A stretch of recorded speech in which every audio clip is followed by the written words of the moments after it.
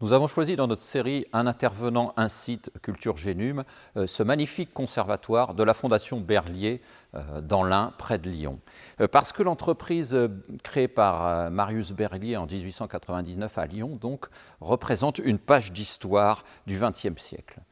Ces camions participent à la Première Guerre mondiale, notamment à Verdun, et on sait l'importance qu'a la motorisation dans cette Première Guerre mondiale. L'entreprise arrête ses fabrications de voitures que nous avons ici en 1939 et continuera son expansion dans les poids lourds. Après la Seconde Guerre mondiale, elle est mise sous administration provisoire pour motif de collaboration industrielle, mais restituée à la famille fin 1949. C'est une page d'histoire aussi qu'il ne faut pas cacher. Arrivent alors les 30 Glorieuses, et l'entreprise dirigée par Paul Berlier, toujours à Lyon, va alors participer au développement économique dans les camions poids lourds, dans les autocars, les autobus de transport en commun, des véhicules utilitaires, des cars scolaires, des autocars. L'entreprise accompagne ce développement de la France des 30 Glorieuses, à la fois continentale, dans les pays en voie de développement, dans les colonies. Donc, par exemple, avec le pétrole algérien d'Assim et Saoud, et les missions transsahariennes, on parlera des missions Ténéré et Tchad en 1959 et 1960. L'entreprise emploiera jusqu'à 24 000 personnes en 1974, dont 17 000 dans la région lyonnaise. À cette même date, en 1975, elle est vivement incitée à fusionner avec Renault, l'entreprise Renault, la régie nationale Renault, et elle formera l'ossature de Renault véhicules industriels. Ce sont donc plusieurs pages d'histoire auxquelles nous vous invitons aujourd'hui avec nos intervenants. Ces pages d'histoire sont, premièrement, comment transforme-t-on une voiture hippomobile, c'est-à-dire tirée par des chevaux, en voiture motorisée, et vous avez des exemples derrière, en fait, on y reviendra. Deuxième page, la Première Guerre mondiale et les camions Berlier. Troisième page, l'aventure saharienne et les énormes camions du désert.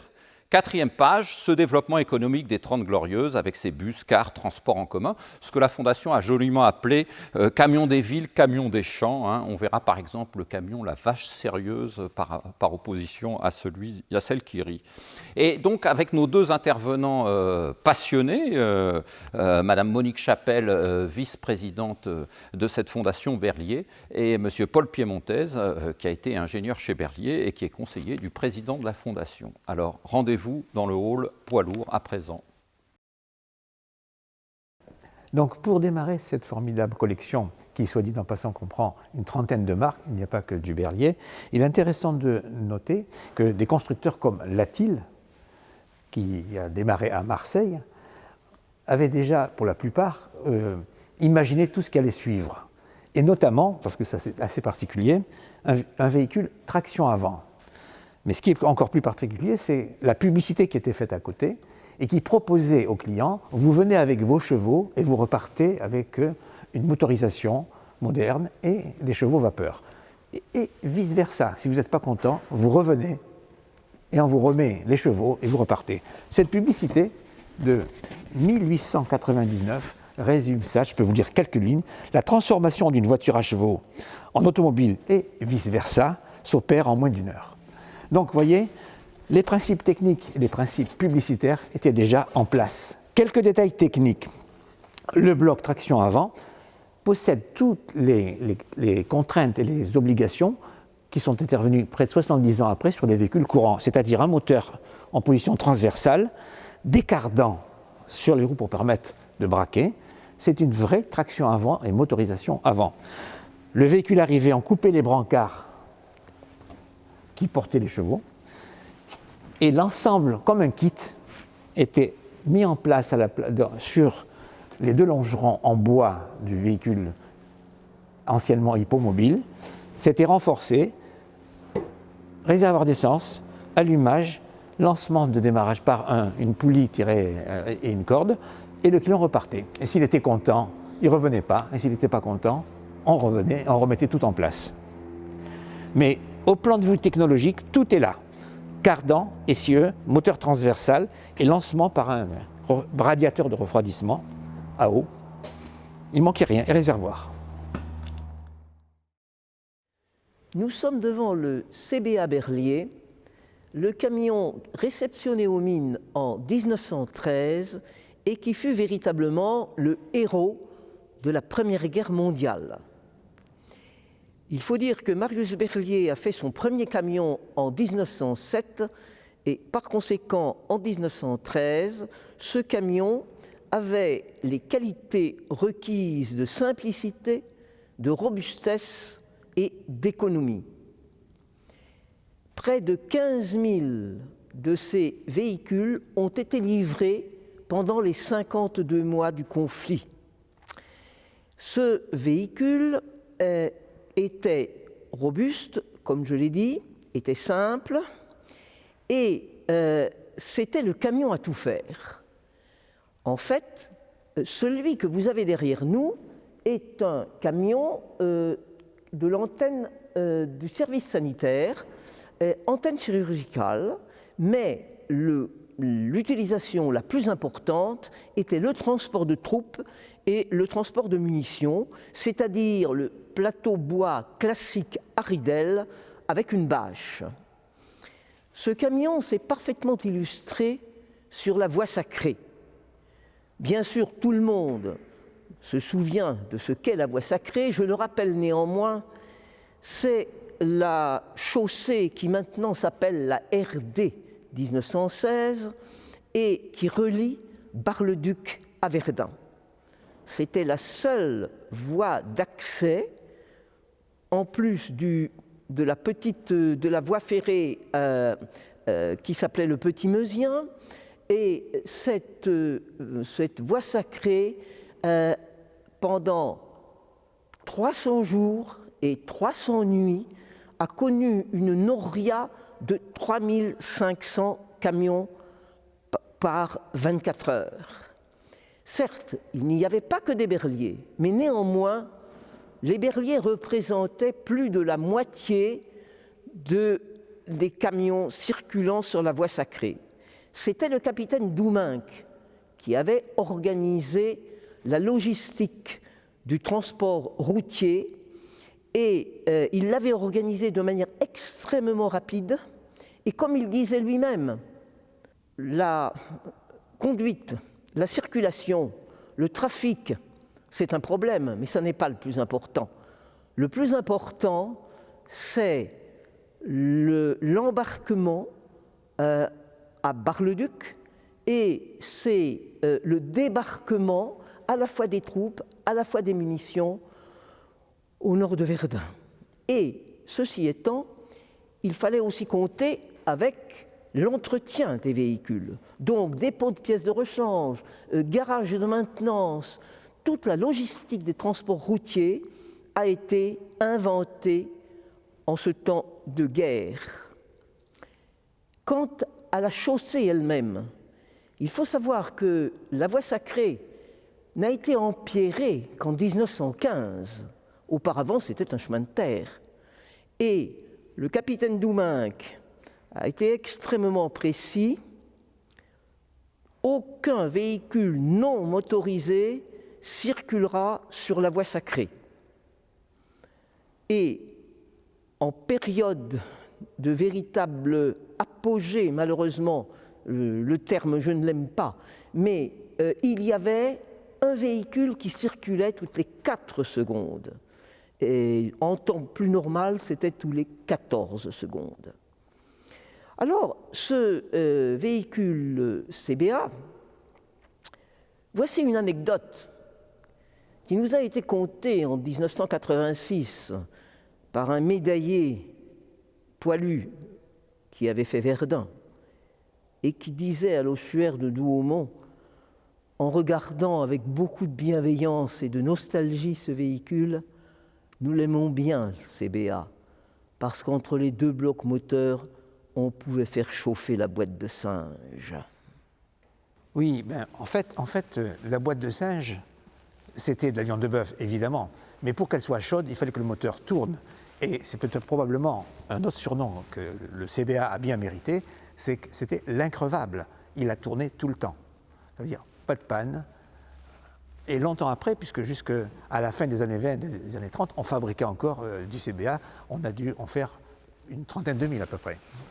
Donc, cette légende qui est celle des gens qui ont pratiqué, donc ce n'est pas contestable, c'est évidemment tout l'apport qu'il a amené au plan de la logistique pendant la guerre et toutes les qualités qui ont permis, encore 10 ans après, 10 à 15 ans après, d'aller au bout des besoins de la reconstruction et de l'évolution du transport en France. Donc, CBA, l'increvable.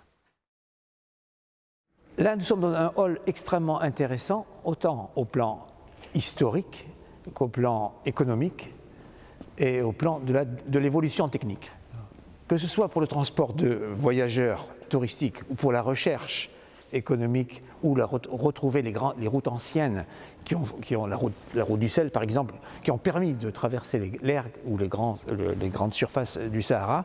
Donc on peut voir ici un ensemble de matériel, transport de personnel, recherche, transport encore une fois de matériel spécifique, rallye particulier pour ouvrir de nouvelles routes, et l'évolution technologique qui a permis de faire ce que vous voyez en fond, c'est-à-dire les camions du désert avec toute la capacité de franchissement qui était nécessaire pour aller au bout de ces objectifs. Par exemple, une anecdote intéressante, la plupart de ces véhicules, ils sont partis, ils sont revenus, mais ça ne s'est pas passé facilement. Le grand problème dans le sable, c'est de passer. Lorsqu'on s'enfonce, on n'avance pas. Donc tout a été essayé. On a bien ressenti à un moment donné qu'il fallait augmenter la surface pour pouvoir moins s'enfoncer. Alors ça, c'était élargir les bandes de roulement, mais ça coince. Et puis tout simplement revenir au principe de Marius Berlier. Regardez autour de vous, regardez la nature, elle vous donne les réponses. Donc, qu'est-ce qui marche dans le Sahara ou dans les grands déserts et qui ne s'enfonce pas? C'est le chameau, tout simplement. On voit bien le pied d'un cheval, c'est pointu, le pied d'un chameau, c'est évasé. Lorsqu'on divise le poids du chameau par les 4 surfaces de ses pieds, on atteint une pression au sol qui varie entre 900 grammes et 1 kg par centimètre carré. Eh bien, messieurs, voilà l'objectif à atteindre. Que ce soit le T100 qui fait plus de 55 tonnes ou les TBO 15 qui sont dans des 20 et quelques tonnes ou 30, ou la gazelle qui n'est pas là mais qui tourne dans différentes expositions, tous ont cette pression au sol et ne s'enfoncent pas. Et les berliers ont traversé les grands raids, que ce soit le Ténéré ou les différents passages dans ce pays très particulier, ont toujours respecté cette pression au sol. Ça a créé les légendes. Ce fantastique camion, c'est plus d'1 mètre carré par roue au sol lorsqu'on baissait la pression pour traverser le Sahara. Son gigantisme, c'était pas pour parader quoi que ce soit, c'était simplement pour gagner du temps. Lorsqu'on approchait des zones intéressantes, à l'époque donc de l'évolution des hydrocarbures, il y avait à peu près 6 mois entre l'arrivée, la recherche, la mise en place, la recherche et le démontage.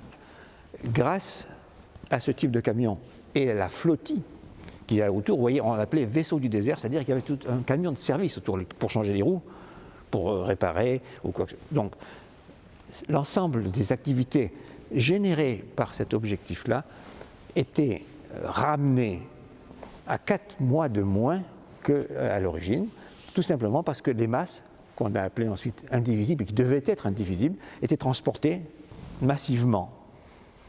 Au début, on arrivait, on remontait le derrick, il faut à peu près 2 mois et demi, on creusait et on découvrait ou pas ce qu'il y avait, et ensuite on redémontait pour partir.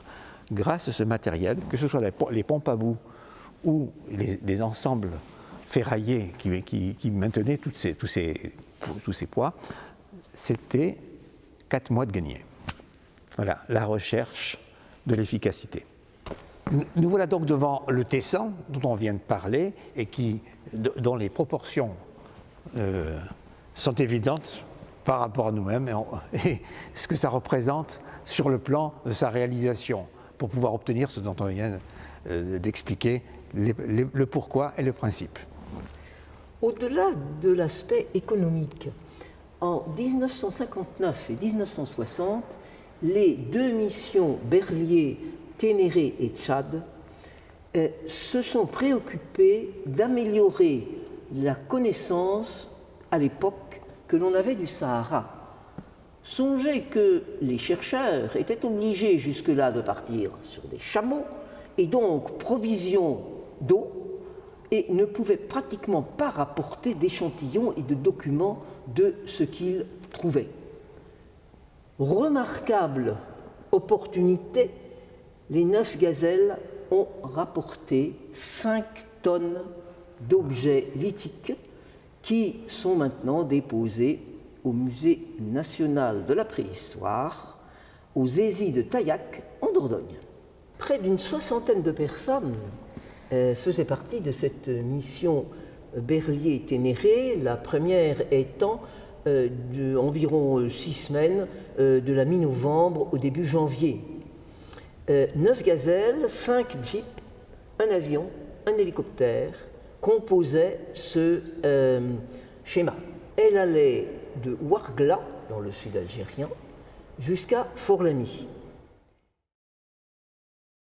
Le Berlier GLR, ou camion de la reconstruction, élu en 1994 camion du XXe siècle. Il a commencé à être commercialisé en 1950 et il s'arrêtera en 1986. C'est avant tout un camion polyvalent, multi-usage, à la fois routier et chantier. Songeons qu'au lendemain de la Deuxième Guerre mondiale, la reconstruction était immense et d'autre part, d'autres besoins naissaient. C'était les aéroports, c'était les infrastructures, c'était les barrages. Et Dieu sait si le GLR a été utilisé dans tous ces usages. Ensuite, c'est un camion qui a beaucoup évolué. Le camion des années 80, sur le plan de l'architecture, sur le plan de l'économie, était toujours le même. Mais sur le plan de la charge, il avait dû multiplier presque par 2 sa charge utile. Son confort, bien évidemment, puisque même si sa cabine était révolutionnaire en 1950, elle s'est beaucoup améliorée. Et en 1950, c'était la première cabine totalement emboutie, avec pour l'époque une visibilité importante, et songez qu'il y avait un plafonnier à l'intérieur de la cabine, ce qui n'existait pas sur les modèles précédents.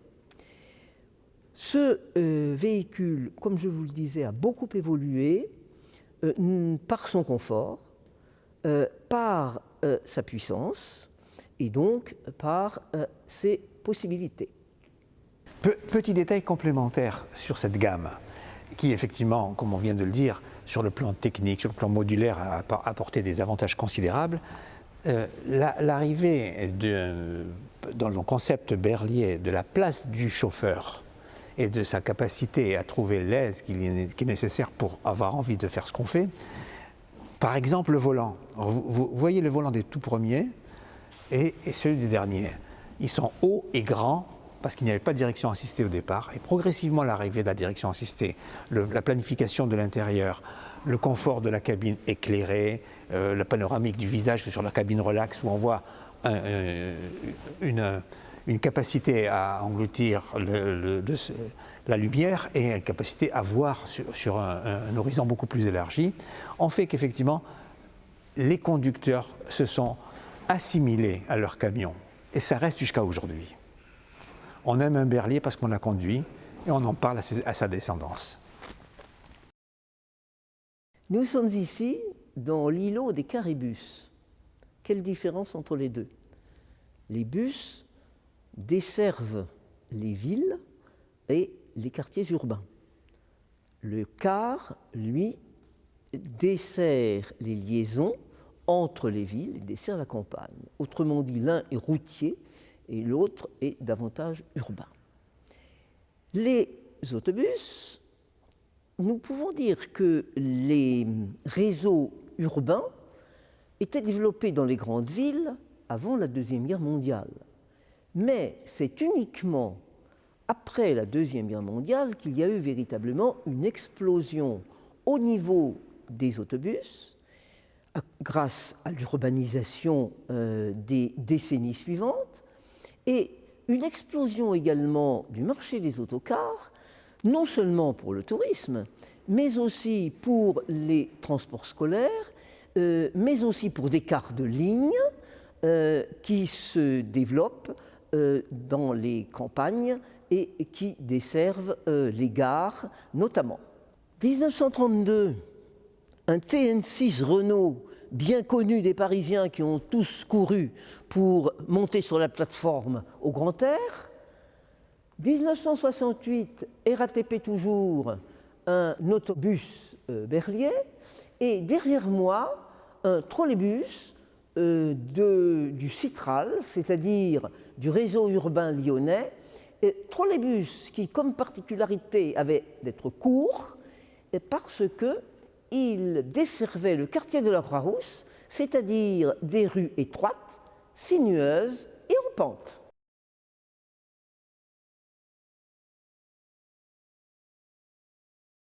Au sortir de la Première Guerre mondiale, il fallait retrouver un peu de gaieté et de joie de vivre. Donc les grands magasins, les grands fabricants d'objets de luxe, etc., ont repris progressivement la cadence de leurs objectifs. Et Paris, entre autres, ou les grandes villes en France, ont mis en phase l'objectif de retrouver un peu de joie de vivre. Donc un certain nombre de véhicules de ce genre, je ne sais plus combien à l'époque parce qu'on n'a pas de référence, ont été aménagés pour pouvoir apporter chez les clients qui l'attendaient soit des fleurs, soit des colis particuliers, des cadeaux, et honorer dans chaque quartier la clientèle qui en faisait le choix. Ce type de véhicule donc, a démarré. 20, 23, 25, la Deuxième Guerre arrivant, tous ces matériels ont été transformés en utilitaires, autrement ils disparaissaient. Nous avons retrouvé ce matériel-là en version utilitaire, assez fatigué, sur le plan aspect comme toujours, hein, parce qu'on était dans les années, fin des années 50. On a retrouvé une photo de l'époque où le même véhicule travaillait. Et avec cette photo, on a, et une épave de cette époque a été retrouvée chez un ferrailleur, où le châssis, l'avant et l'amorce de la caisse existaient, et on a pris pour objectif de la reconstituer. Tout ce qui est mécanique, tout ce qui est moteur, châssis, transmission, frein et autres, même rouillés, même fatigués, ils sont d'époque. À partir de cette photo, avec nos techniciens, qui sont des artistes bien plus intéressants que tout ce qu'on peut imaginer, notamment un taulier-formeur hors pair et un mécanicien que rien n'arrête, et puis quelques personnes dont nous faisons partie qui s'étaient attelées à dire on va reproduire la vérité. Et ce qui s'est passé, avec l'aide d'une école de formation qui est l'école Boisard, au travers de tout ce qui est l'ossature bois de la voiture, essayait d'approcher l'équivalence que seule la photo nous permettait de dire, parce qu'on n'avait aucun papier. J'ai eu une idée en disant, la seule chose qui est valable sur une photo, c'est la roue, puisqu'elle est comme elle est. Et on va faire un rapport par rapport à la roue. Donc là, on a vu que la hauteur sur la photo était 2,5 fois la roue, etc., de façon à pouvoir reconstituer. Partant de ces quelques bases de données, on a reconstitué l'ossature bois, et ensuite, nos tauliers-formeurs a plaqué sur cette ossature pour que cette voiture ait l'aspect que vous voyez. Et tous les gens qui l'ont vu apprendre disent, mais c'est exactement la même. Je ne peux pas le certifier, mais je peux vous garantir qu'il ne doit pas y avoir beaucoup d'écart. Donc c'est une histoire assez particulière de la capacité qu'on avait en France à faire des belles choses, de la capacité qu'on a à la Fondation à de les renouveler, ça c'est important, et de la capacité qu'on a à satisfaire l'histoire dans son intégrité. Voici un modèle AGC Renault de 1938. Ce fourgon léger, sur les routes du Jura et sur les routes de la Haute-Saône, a vendu beaucoup de fromage. Et vous voyez la vache Grosjean. Mais derrière la vache Grosjean, il faut lire la vache sérieuse. Parce que cette société familiale, pour être en concurrence valable avec la vache qui rit, a trouvé que vache sérieuse, c'était vraiment supérieur.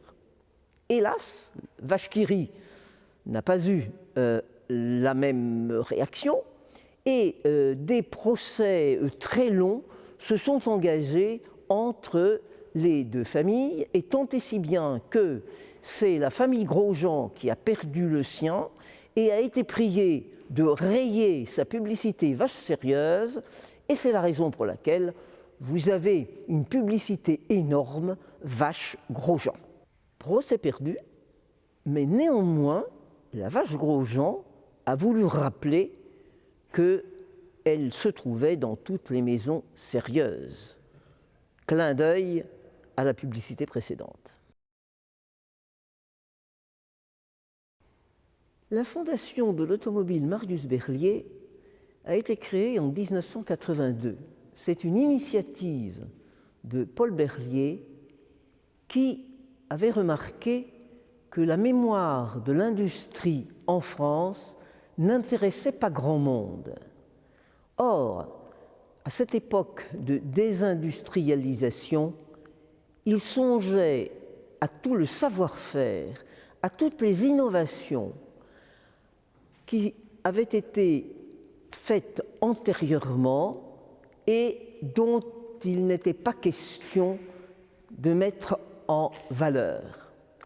Alors, la Fondation de l'automobile Marius Berlier, s'est-il juré, ne s'occuperait pas seulement de l'histoire de Berlier, mais s'occuperait de l'histoire des constructeurs de la grande région lyonnaise. Ils étaient un peu plus de 100 à la fin du XIXe et au début du XXe siècle, et à l'ensemble des marques de constructeurs de camions français. Et sous deux angles. D'une part, ce que vous voyez ici, c'est-à-dire ce que nous appelons la mémoire métallique, les objets, les moteurs, les organes, les camions, les caribus, et puis ce que ne vous voyez pas, mais qui est vraisemblablement au moins aussi important, ce sont les archives et la documentation liées à l'histoire polymorphe des constructeurs.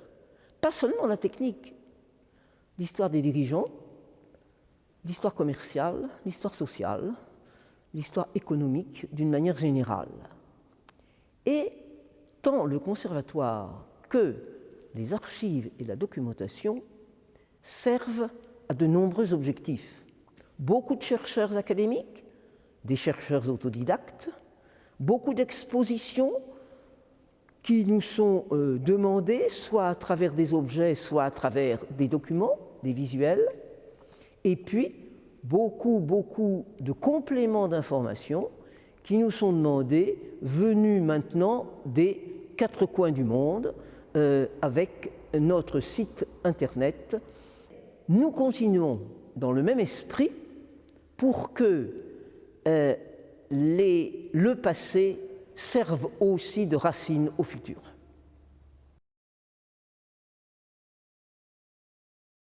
La cabine relax était fantastique, les gens, aujourd'hui encore, en parlent. Le pilote, il était chez lui.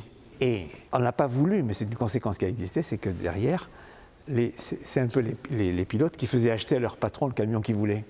Au moment où c'était tout de même une société, le marché du transport était dans des sociétés très émiettées.